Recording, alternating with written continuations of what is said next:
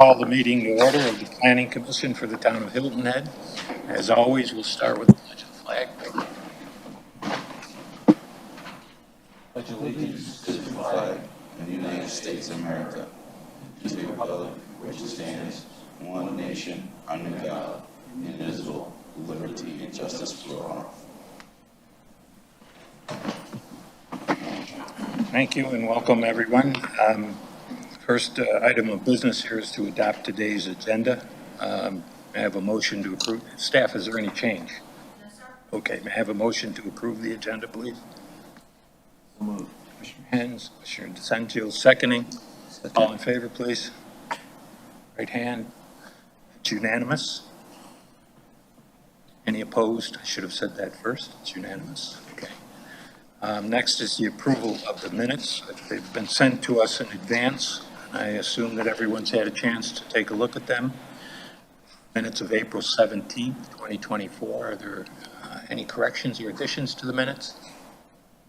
If second, moved by commissioners. Raise your hands. Unanimous. Thank you.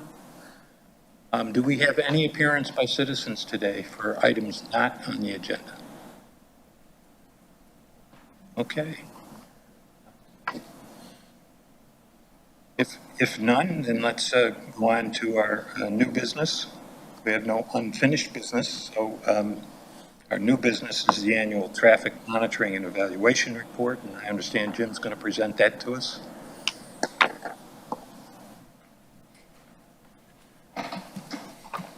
Good afternoon, Commissioners. Going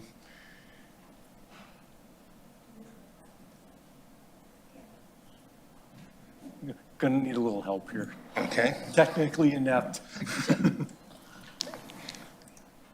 There we go. Perfect. You clicked it. That's IT. That's a whole different bailiwick there. So I'm Jim Iwaniki. I'm the Transportation Program Manager. I took over for Darren about a year ago, last April. And so I'm here to present the 2023 monitoring report. And the 24 one will be a little bit sooner coming than this one, now that I got my feet on the ground and know what's expected. So kind of a summary, we took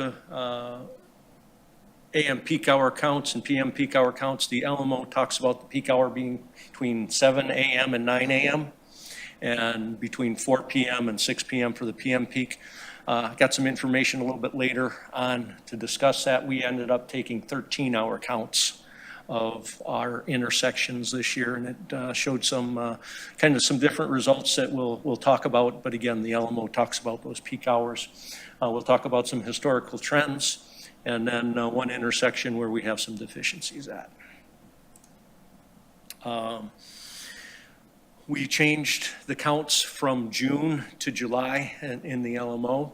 So again, we're comparing apples to oranges a little bit this year as compared to the last reports that were done. So just realize that there are some differences based on June count to a July count. We did not do Seapine Circle. Seapine Circle, we've been counting by the LMO. It was any 0 year, or actually every 5th year. So 2010, 15, 20, and Darren's been counting it kind of every even year. So we did not count it in 2023. So there is no Seapine Circle information as part of this report. There will be some in next year's report. So kind of summarize, this is in the report. This is a summary of an AM peak hour. This is at Pope and Cordillo. Just kind of showing all the information that's there. There are some information in the bottom left-hand box, black box there, that's being used to do some engineering calculations, and it was just easier to have it done in the spreadsheet than to put it off on the side. But that kind of shows what's going on. And so you can take a look at the AM and PM peaks at each one of the intersections and kind of see a percent change over the total amount in the report. Appendix A This shows all the 24-hour count locations. We count at 10 locations across the island and get 24-hour counts. These counts are done typically on a Tuesday, Wednesday, and Thursday. So that's where we're getting those traffic volumes. The volume counts that we get for that area tend to be a little bit higher than what SC DOT reports in their average daily traffic, just because we are a 3-day average and they're a yearly average. Here is our bidirectional count at all the intersections. You can see compared to the previous year, we're up about 2.5% over 2022. And so we're pretty much back to where we were in 2021. You can see those volumes are just about the same as we had in 2021. And 2021 was the average, or the highest average count that we ever had here on the island. Again, those were June numbers. These are July numbers. SCDOT's count station, you can go online and find this information online. According to them, our average daily traffic is 57,900 coming over the bridge every day. That's up about 0.9%.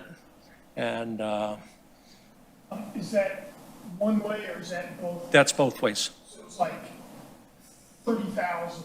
Yeah, yeah. So again, those are two-way traffic volumes. This is what's going on at our peak hour signalized intersections, both AM and PM. You can see, just as a summary, we were up just about 1% in the AM hour as compared to 2022, but we were down 4.5% in the PM hour. And again, this is June count to July count. Some of that might be some school traffic. We did take some school traffic counts at the first 5 or 6 intersections coming onto the island in September to get a better handle on that for ourselves. But again, some of that might be that difference. So this is before the signalized improvements came into play? So these are happening, yes, before the adaptive signal was in place. But again, these are the numbers, whether the adaptive signals were in place or not, these would be the volumes there. Okay? Thank you. Here is, again, because we did a 13-hour count, Darren always gave you information based on 2 hours in the morning and 2 hours in the evening. This is a 13-hour count from 6 a.m. to 7 p.m. So what we're showing here is the amount of heads and bicycles on the paths that are using the crosswalks at those intersections. So again, about over 10,000 bikes, 10,000 pedestrians for a 13-hour total of 20,000 people using our crosswalks during that 13-hour. How do you count pedestrians and bicycles? And cars are pretty clear. What the traffic counters are done by videotape. And so they analyze the videotape and able to count based on them being caught on video. Okay? So here's one of the interesting information, and you know, the one off to the left is Matthews Drive in Folly Field. The other one is on Pope in New Orleans in Office Park. But you can see that traffic builds up to about 11 a.m. and just constant. Again, this is in July. There is not that morning surge and then relaxing of traffic and then a PM surge. It's morning, more traffic gets constant, and it stays there towards the end of the day. So this is one of the interesting things that, again, based on that 13-hour count, you know, we're not having a lull. And some of the information that we found out was that our peak hours are not necessarily on the PM side between 4 and 6. The PM is sometimes a little bit earlier. If you look to the graph to the left on Matthews, from 3 to 4 was the PM peak at Matthews Drive and William Hilton Parkway at 34,000 vehicles, rather than, again, based on the LMO, 4 to 6, 3,308. So again, just some information that's a little bit different, but again, that 13-hour helps us do some analysis on it. So Jim, would you mind reminding us of the 2 hours that Darren used to do it, the 4 hours, 2 and 2? Because the LMO actually states the AM peak hour will be between 7 AM and 9 AM, and the PM peak hour will be between 4 PM and 6 PM, that's all he used to count, because that's what the LMO says.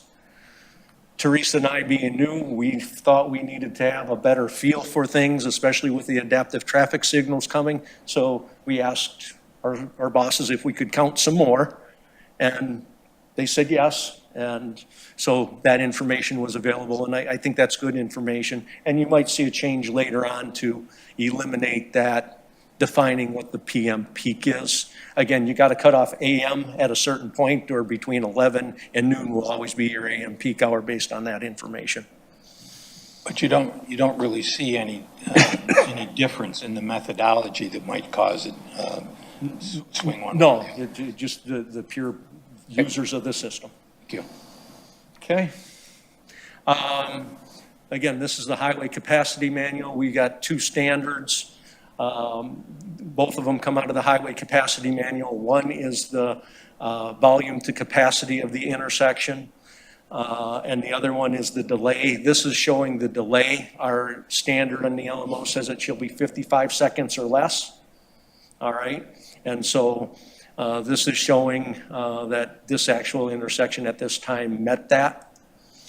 The other is the volume to capacity ratio. This is a hand calculation that is performed every year. This is kind of saying this intersection can handle about this traffic based on all the geometrics that are out there and the traffic that has come to that intersection. Our standard says it shall be 0.9 or 90% capacity. Anything over 90% capacity of the intersection is not meeting the goals of the LMO. So we had, in the AM peak, we did not have any issues with either one of those standards. And again, this is comparing it to last year, 5 years ago, and 10 years ago. Again, July comparing to June counts. But again, gives you an idea what's going on. The afternoon peak hour, to no surprise, Squire Pope does not meet again. It hasn't met for years and years and years, my understanding. We had a volume to capacity issue. It's at 1.25% of the intersection, and a delay of 230 seconds. So again, very significant issue there. And again, everybody sees that, but every other place in the PM peak hour did meet both of the standards. So what do we do about Squire Pope? Well, we need to add capacity. How do you add capacity? You need more traffic lanes. That's typically, we can't do anything with the signals or timing of the, or doing minor improvements. We need to add capacity there. And the Gateway project dealing with the bridge will add that capacity. And our feeling is if they do what they say they're doing as part of that Gateway project, Squire Pope will be all right. But that's how you mitigate that situation. Until you add lanes to Squire Pope, we're going to have a problem. This is talking about the real count station. We talked a little bit about it. Go ahead. See that? So we could see that problem existing for several more years. Or Yes, more. that problem will be real. The adaptive traffic signal system isn't going to solve it. It's a real issue because there's not enough capacity, not enough volume of lanes to get the traffic that's using that through there. Okay? And so, again, what you're there's, saying though is the proposed corridor, the new bridge corridor, that will add capacity at that intersection? correct. Think that That will solve the issue. Is it going to go down to 0.25? No, but it will meet our 55-second and 90% capacity requirements. That's our analysis. Obviously, if they tweak things in the proposed plan, that's based on what's proposed right now, okay? and I'm getting beyond the scope of this, but so with the proposed new corridor project, that'll fix this intersection. Will it hurt any of these other intersections? Again, in the area that they're talking about, with the project area that goes to, it doesn't go to Gumtree, it goes to Spanish Wells and Wild Horse. Again, though they will have capacity, there will be increased capacity at Squire Pope.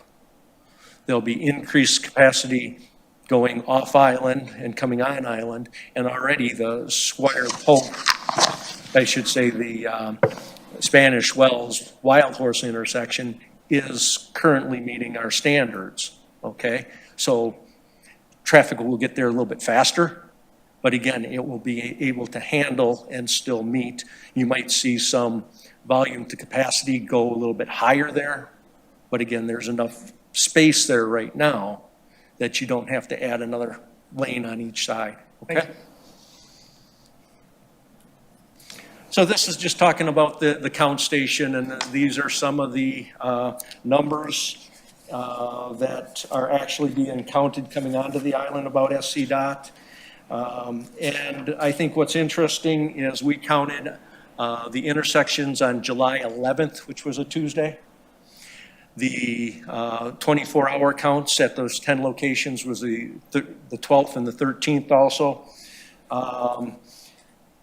If you take a look at the daily counts and how they rank during the 365 days, and it's hard to read on the chart, but you can read it better in the plan document itself.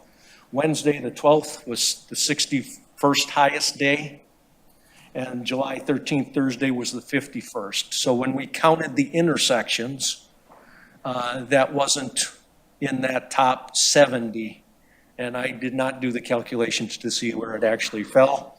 I thought about that after the fact here, but just to give you some context of that intersection count and you know, our 24-hour counts. Sorry, what intersection am I looking at here? I did.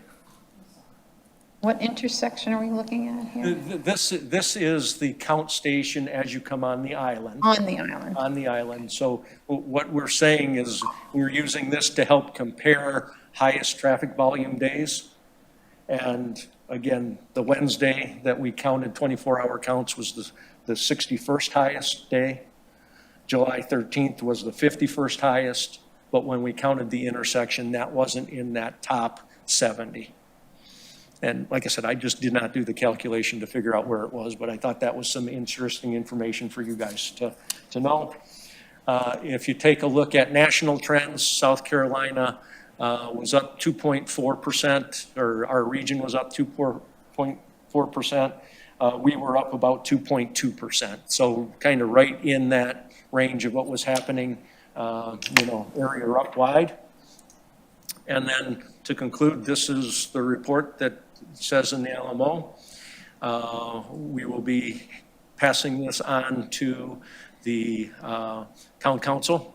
If the planning commission has any additional things that they want to pass on to town council, that's what the LMO says. So happy to answer any additional questions, and I'm sorry I didn't take 3 hours for you. Great question. Does the Yes. fire department get a copy of this? The highway department, Fire department. the fire department, we can give them a copy, but it does not specifically say to do that. Okay. Questions for commissioners? Yeah, I don't know, this is kind of, I guess, tangential to the report on Squire, when you talk about Squire Pope.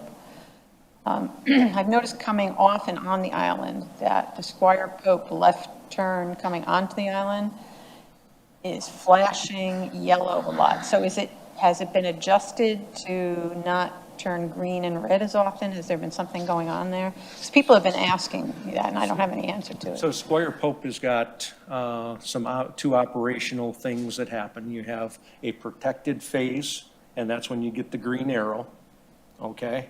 And then there's a phase that says, hey, if there is no traffic coming in either direction, it flashes yellow. That means you can turn during the through movements for each side. Some locations, we call that a permissive left. Some locations on the island have both of those operations, and there's some that only have the protected operation. And in the protected operation, that's when you can only turn left during the arrows. And there's, when you're in that area, there's a separate signal head for the left turn that lets you know, hey, left turn traffic, you're red here, right? And so, again, you have to look at the signals. There's usually a sign next to that left-hand turning signal that tells you what's up, okay? Does that answer your question? So that's dynamic or it's programmed? It is programmed, and the adaptive signal system helps Adjust provide it. some guidance for that also. Do you guys keep track of how often that gets triggered into the yellow flashing versus a regular turn? Does your signaling allow that kind of tracking? Yes, we know who is turning left on yellow, and we know what times a day that is happening. That's easy to get at, to see that kind of We can, periodic, some snapshot? yeah, I can get that information. People are very upset about Square Poke for a lot of reasons, but, okay, thank you. So that's the problem child, that particular intersection. Could you go back to the graphic that shows that intersection? In there, just Yeah. right there. Because it's, and you've got another chart that shows the situation worsening over time. So, I can, Again, it's bad right now. Yeah. It's been bad in talking to Darren, for at least the last 14, 15 years. This has been an intersection that's always been on the report. And again, it's a capacity issue. It's not something that you can fix with adjusting the traffic signal stuff. We heard lots of stuff, hey, let's limit left-hand turns or whatever. There is just not, you can do that. But if you do that, it doesn't solve issues. It creates issues other places in the corridor if you move those left-hand turners from here. And so again, there's just a lot of traffic that moving through here, and it's going from 4 lanes down to 2 lanes as you go off the island. And the people that are driving it aren't necessarily the most courteous either. it's not just a capacity issue in this intersection then, it's a capacity farther downstream to the west. The capacity farther downstream to the west, that capacity has been affected by the Windmill Harbor signal. So you don't have the problem, that's not a bottleneck coming onto the islands, just going off the island. So Squire Pope is only a problem going off island? Well, again, the volume of traffic and the time it's coming off island is the issue, right? On island, it's a little bit, in the AM, it's a little bit more stretched out. It backs up there, right? But it still meets our LMO definitions of what's acceptable, but it happens. All the intersections on all, throughout the whole island, the only bad one that doesn't meet code is going off island The PM, at Squire Pope. the PM peak hour, and again, that calculation is based on all the traffic that's using it, the on-island traffic, the off-island traffic, the traffic coming from Squire Pope. There's not much coming from Chamberlain, other than the people that want to make a left onto Squire Pope, do the loop and take a right on Chamberlain, and then come back around so they can drive straight and get there a little bit faster. Just an observation, just moving west toward this intersection, you've got 3 lanes, and then 1 lane is forced to the right. And many of those people are trying to stay right and then skirt left at a certain point, which creates a safety problem and congestion. So I'm just suggesting there might be a temporary fix here prior to waiting on the new corridor, which could be 6, 7, 8 years down the road before we see that improvement. Is that something that is being considered or should be considered? All I can say is it's been talked about, and I don't have an answer of if it's going to happen or what. It's been talked about. I recognize that same issue, and it's the question of, when do you get those people to merge?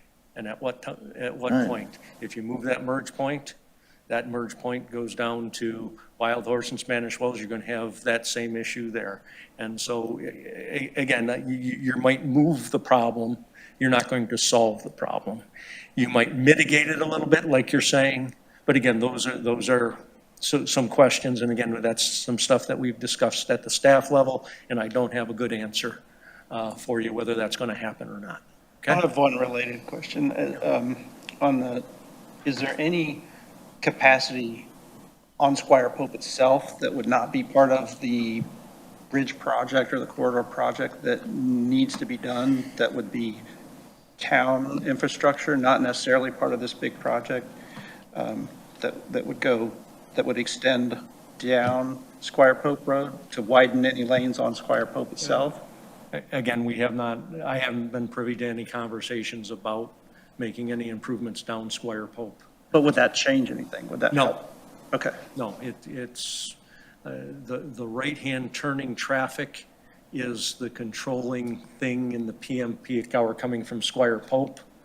But it's those rates being able to get out and allowing them more green time to get out. That's why the delay is real big there, is because a lot of that delay is on Squire Pope. But if we try to fix that, then we're putting more delay on the main line. And so it's that balancing of who do you inconvenience? And so the way we've done it with the traffic signals is to keep the main line as the priority, and the weights are on the side streets. Right, so knowing what you know, give us the scoop. What's the easiest way off this island at night? That's the, My secret. My secret, and I do it every night. Fair enough, fair enough. Jetpack. I think I was Commissioner, gonna follow you one day, that's all. I think Commissioner D'Attenzio has a good point here, though, because I always get, and I'm one of the polite people, believe it or not, that stays in the two lanes on the left, and I'm watching all these people go by me on the right, and I don't know I'm sure you're not timing cars in any one lane, you're timing them getting through, but I'll bet you these people would be getting through a lot faster Oh, trust me, on a car-by-car basis Yeah. if we could somehow deal with that problem, but I don't see Trust it. me, I see it every day. My office looks right out there, and because my office is right there right past, between the two Wild Horses. That's where my building is, and I look at that. And every single day, I see people driving crazy, flying down that right lane and getting over at the last minute instead of turning on Wild Horse. And I hear horns honking every day. I hear tires screeching every single day. More often than not, you will see at least once or twice a week an issue of people all the way to the right with a rear end accident or a merging accident. Well, good luck with Anything else I that. can help you with? Are there any other questions for the commission? I could probably keep you going for all afternoon because this is interesting. Just to confirm, the number of cars on average using the bridge, either coming on or going off, do you say it was like 58,000? Is that right? 59, that's 57, yeah, About 58,000. 58,000 a day coming, using the bridge. Do you know what the traffic count is for I-95 at Georgia? I could find that out, but I don't know that off my top of my head. Again, the count stations that on SCDOT's website would have a station close by there, and you could find out from there, but I don't know off the top of my head. Other questions? Karen, just for the record, do we have any public comments in the portal on this? No, sir. Does this need action to go forward, or it just needs our review? You would take public comment and then make a motion to forward to town council. You can forward as the report is presented, or any supplementary recommendations that you have could also be added. Okay, thank you. Let me ask, are there public comments on the report? Seeing none, then I'd entertain a motion to approve. I'll Commissioner make a Holbach? motion to move this on the report as it stands to council. Is there a second? Commissioner Campbell. Any further discussion? All in favor, raise your right hand. It's unanimous. Nice job, Tim. I really think it did hit the right things that we needed to hear tonight, so thank you. Have a good night. Thank you. Okay. I don't think we have any unfinished business. New business we just covered. Any other commission business that needs to come before us? Okay, then we have one developmental project. You'll recall that we, as the Planning Commission, are supposed to take a look at these without action, but have the opportunity to comment on them. The project we're talking about is project DPR 000-467-2024. And you guys are going to do this? Yeah. Okay. Trey Lyle, Senior Planner for the record.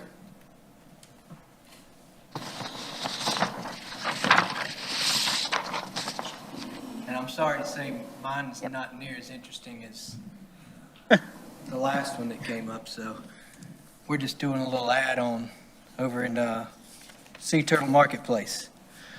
So staff report is, town staff continuously looks for ways to improve its processes. One change implemented by staff for the Development Review Program is to require all development plan review applications for new commercial development and major subdivision applications be shared with the Planning Commission. The applications will be presented by staff for information purposes only. This will provide a way for the Planning Commission and the general public to be made aware of all new development being proposed on Hilton Head Island. There is a new development plan review application ready to be shared with the Planning Commission today, as you mentioned, DPR 000-467-2024. Location is 430 William Hilton Parkway, Building F, that is Sea Turtle Marketplace. For those that aren't familiar with 430.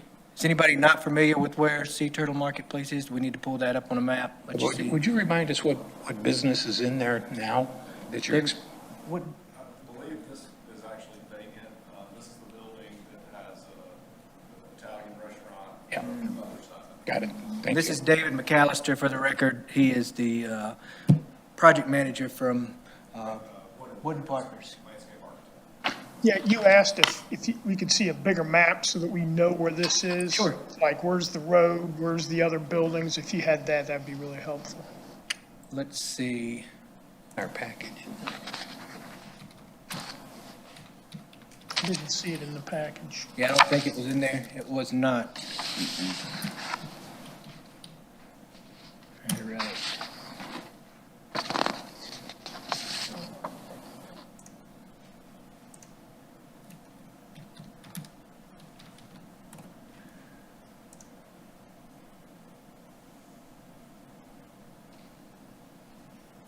Perfect. So, Thank you. Very close. here we go.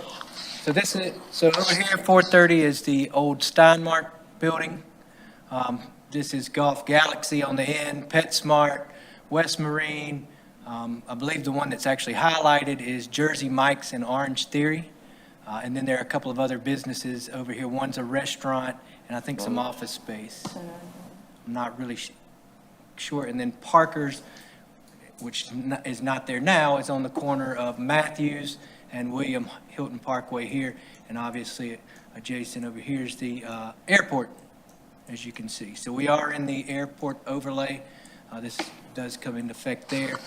We are working on getting some approvals from them. There was a previous one in 2016. We wanted to get that updated for this actual project here. So, get back to that. All right. So the narrative for this one is, the owners of Sea Turtle Marketplace are proposing an approximate 1,125 square foot addition on the east elevation of existing building F, which is the one with I'm not sure of the restaurant that's in there. Are you aware? Gusto's, that's right, Gusto's. The restaurant where Gusto's is, which is called Building F in Suite 305. The proposed addition will be over an existing concrete slab, resulting in no change in impervious surface for the development. The proposed construction laydown area will utilize 5 parking spaces in front of the building. Proposed tree removals include 2 palms that were planted as a part of the shopping center redevelopment approximately 5 years ago. The palms were field measured as 12-inch and 13-inch respectively palms and will be mitigated with 2 new palms. The existing 278 buffer will remain undisturbed, and new landscaping will blend with existing material on site. The original FAA approval, as mentioned, has been included in the submittal, and the proposed building addition will not increase the building height. The existing number of parking spaces will satisfy the LMO's parking requirements for the proposed addition, and then it asks for us to revert to the summary on the site plan, and staff has confirmed that it will meet the requirements of the parking, even with the additional approximately 1,100 square feet. And this is the existing concrete patio here, and this will be, this is a demo plan where they're taking out the landscaping there, and then this is an overhead of what the new office space will look like. It will still have ingress and egress coming out that side over there where there were 2 already going out to the patio. All right. Any questions for staff or the applicant? Any questions from the commissioners? I'm just curious, question, is that to service an existing tenant, or is this for potential new tenants? I guess it's for, It's for a new tenant. Okay. Commercial tenant. Good, just curious, undisclosed to us, new tenant. just curious. Okay. Other questions? Okay, thank you very much. You're welcome. Pretty crisp, and we don't have to either take any action or comment on this. Is there any other business to come before the commission today? If not, we stand adjourned. Thank you.